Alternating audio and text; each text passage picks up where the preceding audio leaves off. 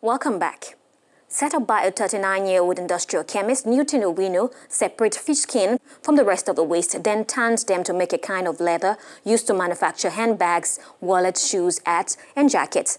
He says he uses a chemical-free tanning process for his unique product, and he hopes to expand his business with a manufacturing school and training facility for prospective fish tanners. I'm Linga and Claire Muthinji. These women are busy in this unique artisanal tannery in western Kenya. Here, they separate fish skin from waste, which is then tanned to make leather. The workers strip the last pieces of rancid flesh from fly-covered skins and hang them to dry on wooden beams like clothes on a washing line. Then the dried skins are stuffed inside a rusty hand-cranked drum and drenched in an acidic herbal solution based on local fruits such as papaya or avocado that turns them into fish leather. Now you can see it's now soft. After this, it is the brainchild of Newton Owino, an industrial chemist who saw an untapped opportunity in the region near Lake Victoria, where grilled tilapia and Nile perch are a local delicacy.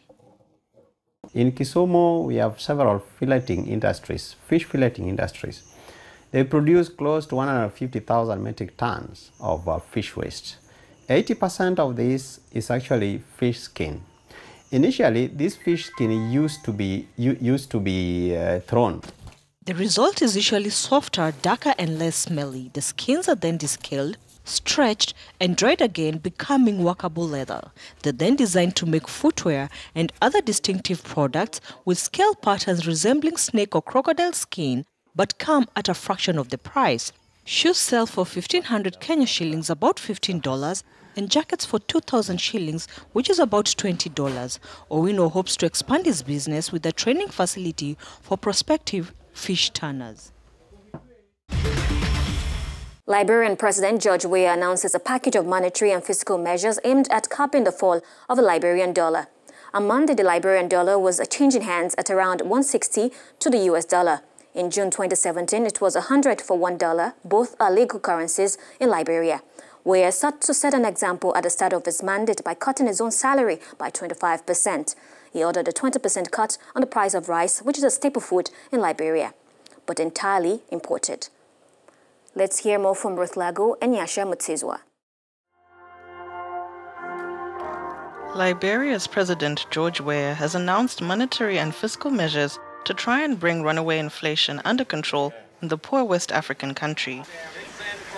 The former football star, who was elected in December on an anti-poverty ticket, said the central bank will inject $25 million into the economy as the Liberian dollar has fallen sharply in recent months. These measures will include, but not being limited to, an immediate infusion by the central bank, $25 million United States dollars into the economy to mop up the excess liquidity of the Liberian dollar. Inflation in Liberia stood at 21% compared to 17% in February, the president said, in an especially hard blow to the country's poorest.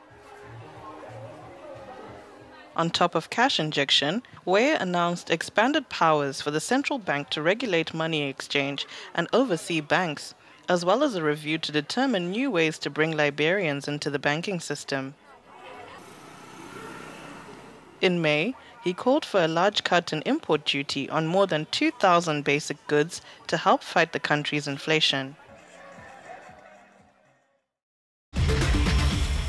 And with that, we've come to the end of this week's Business Africa. Thank you for watching. Would love to hear from you via our social media platforms at Africanews, or you can reach me directly on Twitter at AfolakeG and on Facebook, Afolake Oyinloye. Till then, goodbye.